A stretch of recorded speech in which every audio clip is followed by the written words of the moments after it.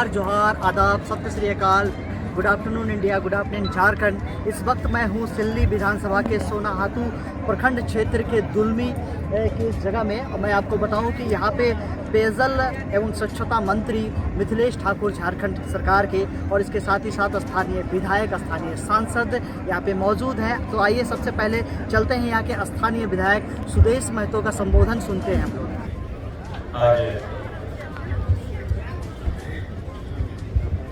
सबसे पहले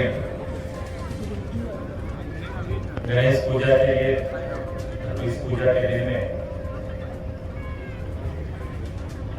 आज हजारों परिवार को जल मिशन योजना से जोड़ने के इस अभियान में और उसके आधारशिला के अवसर पर सर्वप्रथम मैं अपने विभाग के मंत्री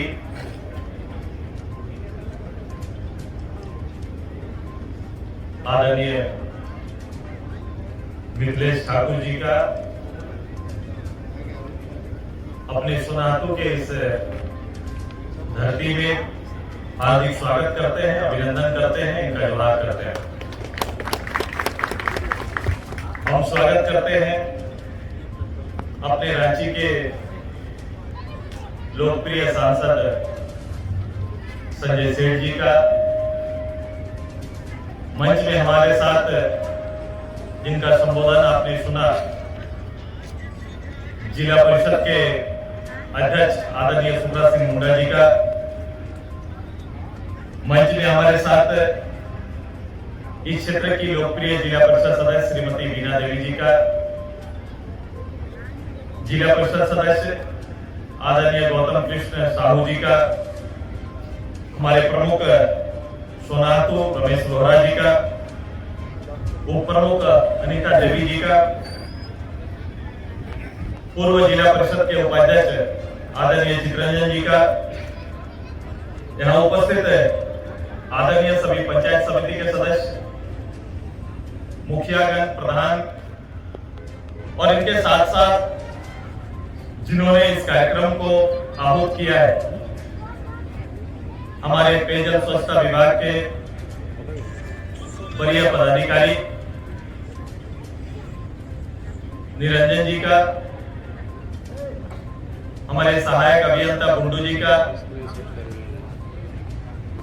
और सहयोगी सभी कन्या अभियंता जो अनगढ़ा, सिल्ली, बुंडू या सोनाहातू राहे से संबंध रखते हैं, आप सभी का, और मंच में आए ऐसे अतिथि जिनका मैं नाम नहीं ले पा रहा हूं, और आप सभी सैया दीदियों का, प्रेस मीडिया के मित्रों का, सबका एक साथ हार्दिक स्वागत करते हैं, अभिनंदन, आप सभी को जोहार करते हैं।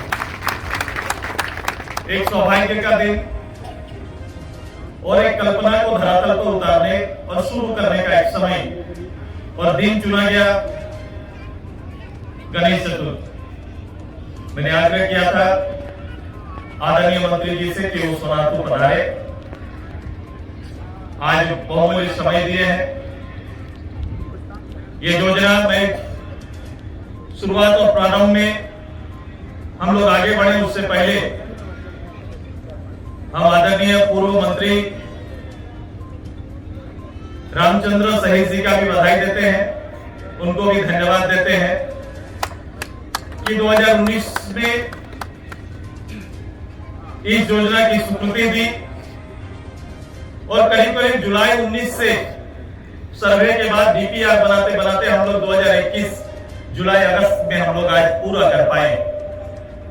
ये बहुमूल्य योजना है। कई संकल्प जो हमारे हैं उसमें एक महत्वपूर्ण संकल्प है, भारत सरकार की योजना 2024 तक, जहां प्रधानमंत्री जी ने पूरे भारतवासियों को इस योजना से जोड़ने का निश्चय किया है, वहीं राज्य सरकार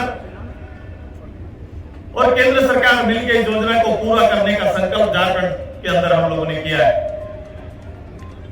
इस योजना में एक विशेषता यह है कि निश्चित रूप से थोड़ा विलंब से प्रारंभ हम लोग हुए हैं, तैयारी है, विभाग पूरी कसरत कर रहा है, पूरा मेहनत विभाग का हो रहा है कि पूरे झारखंड के लोगों को कैसे नल जल योजना से जोड़ा जाए। ये दो पद्धति है इसको जोड़ने का। एक तो नेचुरल स्रोत जो है, नदियों से, डैम से इनको जोड़ा जाए। दूसरा, भूमिगत जल से जोड़ने का भी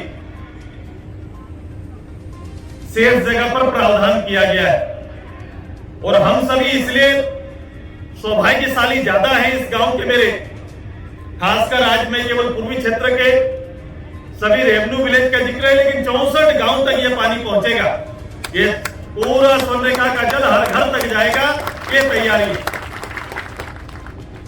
हमने कहा सौभाग्यशाली हम लोग इसलिए हैं क्योंकि हमारा जल का स्रोत स्वर्णरेखा नदी निश्चित किया गया है,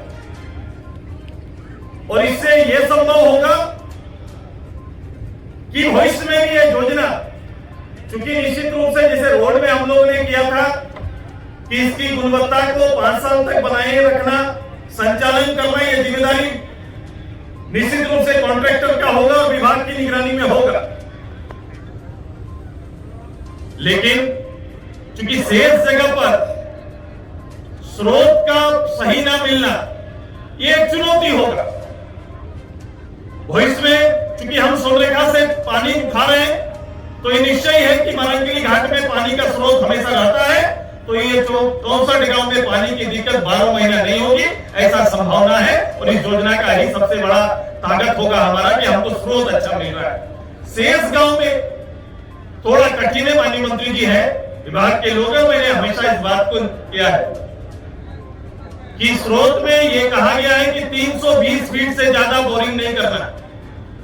बोरिंग नीचे नहीं जा सकते, डीप बोरिंग से पानी नहीं ले सकते, थोड़ा इसको खोलना पड़ेगा, क्योंकि पानी का स्रोत दिन के दिन नीचे जा रहा है, जल स्रोत नीचे जा रहा है। अगर कोई योजना हम लोग नल का घर तक बना देते हैं और स्रोत से जोड़ भी देते हैं, लेकिन भविष्य में जल स्रोत नीचे जाने से रेगुलर पानी देने का जो हमारा संकल्प है वो भविष्य में बाधित हो सकता है। तो इसकी चिंता विभाग करे, और इसको कहीं ना कहीं भारत सरकार को भी और राज्य सरकार में भी इस विषय पे चिंता होना चाहिए, ताकि उन स्रोतों का भी लाभ हम सभी को मिले। 2 जगह जो हमारा बंसिया हलमात का है वो भी स्वर्णरेखा, और एक हमारा राहे का, कौन नदी से दिए हुए हम लोग, राढ़ू नदी से टैक है। राढ़ू नदी में अपेक्षाकृत पानी कम होगा। ये कोशिश हमारी होगी कि वहां पर हमने आग्रह किया है निरंजन बाबू से कि वहां के जल को रोकने के लिए, पेयजल सुविधा के लिए, जो हमारा राहे में जो वाल था जो पानी को रोकता था वो टूट गया। अभी हमारा पेयजल विभाग और जल संसाधन विभाग मिलके कुछ सिंचाई के स्रोत को डेवलप करके उसको फिर से हम लोग निर्माण करेंगे, तो राहे क्षेत्र में हमेशा निरंतर जल हम लोग दे सकते हैं। तो ये लक्ष्य पूरा है, 2024 तक हर किसी को नल से पानी मिले, इस मिशन में हम लोग पूरा होंगे। और मुझे भरोसा है कि मिथिलेश बाबू सिल्ली के इन योजनाओं में निश्चित रूप से अपना नेतृत्व देने का काम करेंगे। कि भरोसा के साथ सहिया दीदी भी यहाँ पर बैठी है, वो निश्चित रूप से अपना डिपार्ट जिसकी सेवा करती है वो यहाँ पर आई है, लेकिन उसके मन में चिंता है। उनकी चिंता है कि चूंकि उन्होंने अपना पूरा जीवन सेवा में दिया है, एक सहिया बनकर, जल सहिया बनकर गांव के विभाग के सारे दायित्वों को निभाते आई, तो उनका भी एक न्यूनतम वेतन सुनिश्चित हो, ऐसी आशा और उम्मीद मेरे दीदी लोग करती। कुछ विसंगतियां हैं, क्योंकि शौचालय निर्माण में भी इनकी भागीदारी रही है, तो उनका अंश का हिस्सा भी इन तक अभी तक नहीं पहुंच पाया है, वो भी सुनिश्चित होगा, तो निश्चित रूप से इसका लाभ इनको मिलेगा। तो इस तरह से कई चीजें हैं जो सहकर्मी हमारे रहते हैं, वो विभाग से अपेक्षा करते हैं कि उनके न्यूनतम मापदंड का कम से कम हिस्सा वो बने, ताकि सेवा शब्द जो उनके साथ लागू है वो सेवा बेहिचक करके गांव में वो सहिया की सेवा दे सके, उनका परिवार सुखी रहे, उनका परिवार भविष्य के लिए सुरक्षित रह पाए। मैं सभी आप सभी नौजवान साथी, हमारे क्षेत्र के सभी अभिभावक से आग्रह करते हैं कि आइए, ये योजना में ग्राम सभा का बड़ा भूमिका रहेगा। भविष्य में भी जब अभी 2 साल तक नल का जल गांव पहुंचने में ये पाइप का बिछाव होगा तो भी सहयोग की आवश्यकता पड़ेगी। ये सारे गांव के प्रधान की भूमिका रहेगी, पहले भी रही है। तो ये भूमिका में भविष्य में 2 साल तक, अभी तो मात्र शुभारंभ होगा, भविष्य में योजनाएं जब आगे बढ़ेगी तो निश्चित रूप से हम सभी को तैयार रहना पड़ेगा, क्योंकि अदब किसी दूर में घर वाले तक पानी पहुंचाने के लिए किसी का खेत और किसी रोड का सहारा लेना पड़ेगा।